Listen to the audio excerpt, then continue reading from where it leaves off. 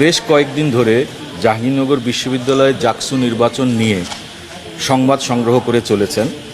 আমি অত্যন্ত সৌভাগ্যবান যে আপনারা বিভিন্ন সময়ে আমাকে ফোনে অথবা সামনাসামনি বিভিন্ন জিনিস জিজ্ঞেস করেছেন, বিভিন্ন তথ্য নেওয়ার চেষ্টা করেছেন। আমি আমার সাধ্যমতো আপনাদেরকে সেই সকল তথ্য দেওয়ার চেষ্টা করেছি।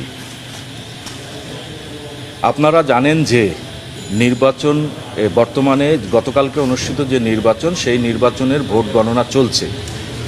এই অবস্থায় বিভিন্ন কথা, বিভিন্ন তথ্য, বিভিন্ন গুজব চারিদিকে ছড়িয়ে আছে। এর প্রেক্ষিতেই বিশেষ করে গতকালকে বিকাল থেকে আপনাদের তরফ থেকে আমার কাছে অনেকভাবে অনেকে অনেক কিছু জিজ্ঞেস করার চেষ্টা করেছেন। সেই চেষ্টা আমি কিছুক্ষণ আগে পর্যন্ত দেখেছি, এই যে এখনও দেখছি সচল আছে। তাই আপনাদেরকে আমি কষ্ট দিয়েছি যে আসলে একজন একজন করে বলার চেয়ে আপনারা যে আমার আহ্বানে এখানে এসছেন, যে আপনাদের সাথে আপনাদের আপনাদের প্রশ্নগুলোর উত্তর যাতে আমি একবারে দিতে পারি, সে কারণেই আসলে এখানে আসা। আমি এই পর্যায়ে আপনাদেরকে হয়তো সুবিধার জন্য একটু বলি, এই সদ্য যে জুলাই আন্দোলন আমাদের হলো, যে জুলাই বিপ্লব হলো, এই জুলাই বিপ্লবে কোনো সময় আমি ক্রেডিট দাবি না করলেও এই বিশ্ববিদ্যালয়ে অন্তত যারা আছেন তারা সকলে জানেন আমার কি ভূমিকা ছিল। আমি তখনও রাষ্ট্রের সর্বোচ্চ ব্যক্তি থেকে শুরু করে বিভিন্ন গোয়েন্দা সংস্থার হুমকি ধামকির প্রতি মাথা নত করি না।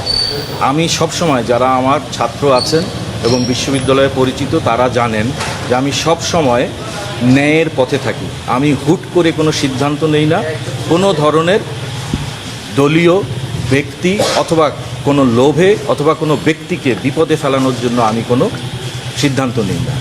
আমি মোহাম্মদ মাফরুহ সাত্তার, ফার্মেসি বিভাগের শিক্ষক। আমার এই পরিচয়ই আমি মনে করি সবচেয়ে বড়। আজকে আপনারা জানেন যে নির্বাচন নিয়ে গতকালকে অনেক ধরনের প্রশ্ন উত্থাপিত হয়েছে। শুধু গতকালকে নাই, গতকালকের আগের থেকে আমরা আপনাদের মাধ্যমে এবং বিভিন্ন মাধ্যমে বিভিন্ন তথ্য পেয়েছি।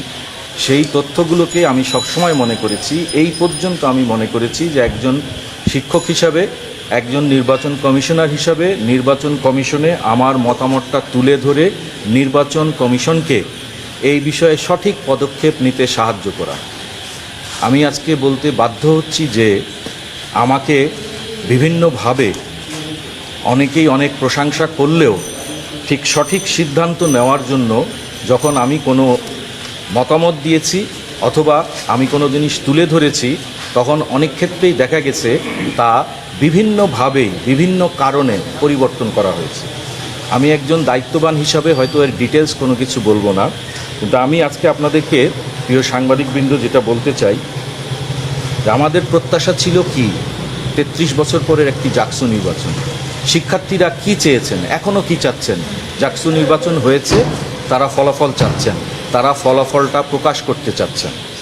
কিন্তু অত্যন্ত দুঃখের সাথে জানাচ্ছি যে এই সমগ্র প্রক্রিয়া যেভাবে বিতর্কিত করা হয়েছে, যেভাবে এই প্রক্রিয়াগুলো সম্পাদন করা হয়েছে এবং সর্বশেষ এই ত্রুটিগুলোকে দূর করার জন্য যে সকল পদক্ষেপ নেওয়ার জন্য বলা হয়েছে, করা হয়েছে, তার কোনোটাই গ্রহণ করা হয়নি। আপনারা হয়তো জেনে থাকবেন যে আজকে বিকাল 4টায় প্রধান নির্বাচন কমিশনার সভা ডেকেছিলেন। সভাটি আসলে আমি তাকে অনুরোধ করেছি যে আমরা আলাপ করে নেওয়ার জন্য। আমরা দীর্ঘক্ষণ সভা করেছি।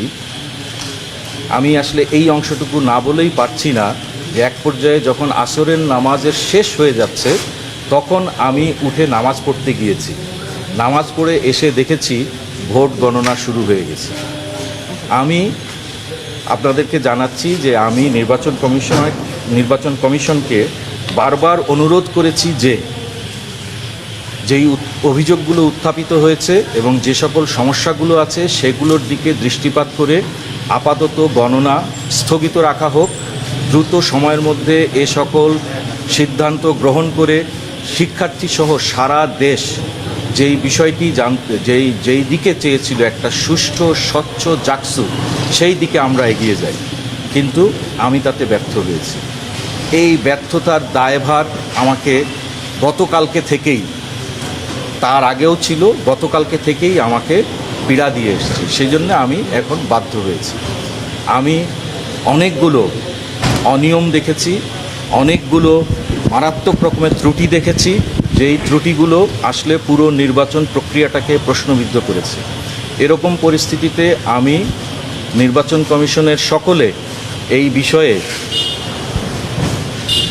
যেটা বলবো যে একমত পোষণ করলেও বিশেষ কিছু কারণে তারা আমার যে মতামতটা, এই মতামতটা গ্রহণে অপারগতা প্রকাশ করেছে।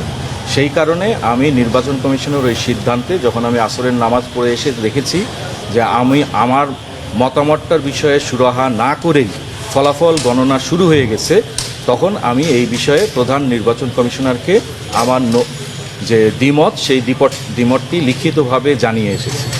সময় খুব কম হওয়ার কারণে এই রকম পরিস্থিতিতে আমার পক্ষে নির্বাচন কমিশনার হিসেবে দায়িত্ব পালন করা সম্ভব নয়।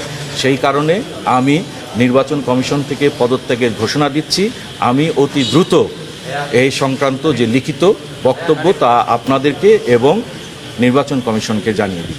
মনে হয় একটা উনিই বলে ফেলেছেন যে আমি মতামত দিয়েছি যে নির্বাচন সম্পর্কে যেই সকল বিষয়গুলো উঠে এসেছে সেগুলোর কারণে নির্বাচনের ফলাফলটা, আমি কিন্তু এটা এখন বলিনি, গতকালকে বিকাল থেকে বলেছি, ঠিক আছে, নির্বাচনের ফলাফলটা, এই নির্বাচনের গণনাটা স্থগিত রাখার জন্য বলেছি।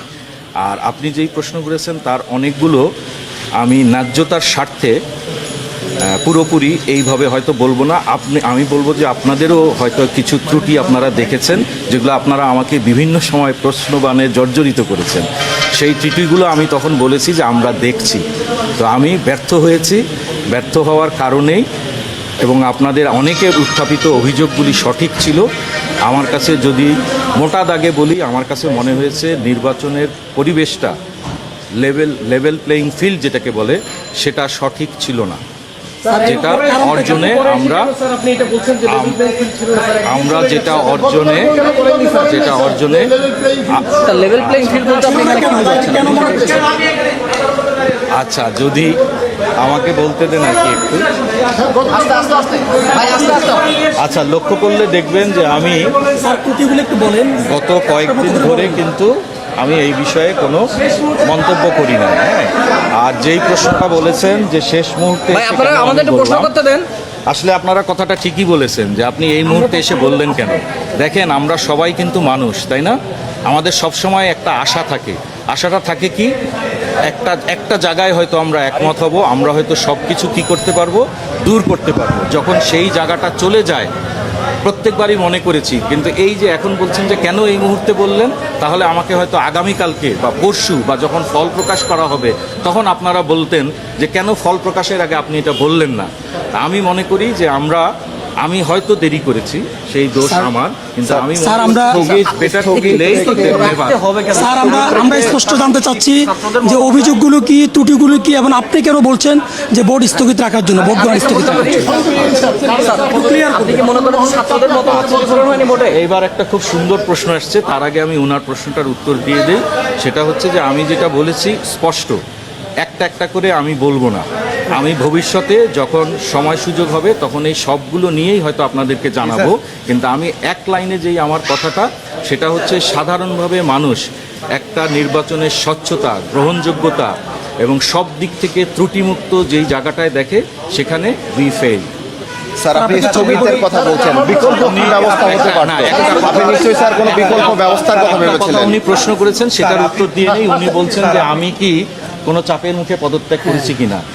আমি এবার উল্টাটা বলি, আমি চাপের মুখে পদত্যাগ করি নাই, কিন্তু গতকালকে বিকাল থেকে আমাকে চাপ দেওয়া হয়েছে যাতে আমি পদত্যাগ না করি।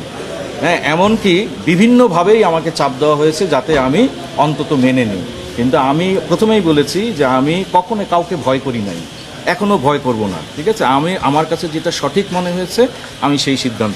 স্যার, ভোট গণনায় স্থগিত রেখে বিকল্প কি ভেবেছিলেন আপনি? ভোট এটা অনেক সময় হয়ে থাকে। সরি, উনি প্রশ্ন করেছেন যে বিভিন্ন সময় যদি বিভিন্ন অভিযোগ আসে, নিয়মই আছে খুব দ্রুত সেই সমস্ত অভিযোগ আমলে নিয়ে ভোট গণনাটা আপাতত স্থগিত রেখে সিদ্ধান্ত গ্রহণ করা হয়।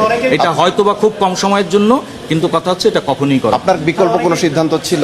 ওই যে অবশ্যই যে আমরা সিদ্ধান্ত নিব, তাই না, যে আমাদের কি কি অভিযোগগুলো এসছে, সেই অভিযোগগুলোর বিষয়ে আমাদের কাছে কি কি মানে কি কি প্রসঙ্গ, সেগুলোকে আমরা সলভ করে তারপরে।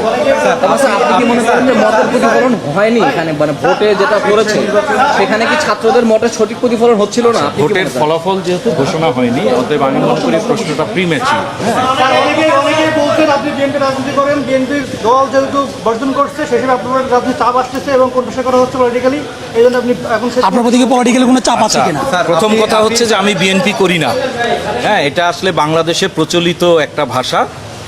আমি অবশ্যই বাংলাদেশের একজন স্বাধীন নাগরিক হিসাবে এবং বিশ্ববিদ্যালয়ে যেই ধরনই আছে তাতে একটি আদর্শে বিশ্বাস করি, সেই আদর্শের সংগঠনের সাথে আমি যুক্ত আছি। কিন্তু আমি আপনাকে আবারও নিশ্চিত করি, আমি মাফরুজ সত্তার, আপনারা যারা চিনেন তারা দেখেছেন, কোনো সময় এমনকি আমার ছেলে হোক, আমার সন্তান হোক, আমার ভাই হোক, বোন হোক, বাবা হোক, কারো কথায় নতি স্বীকার করা, কারো কথায় কোনো কাজ করার মানুষ আমি নই।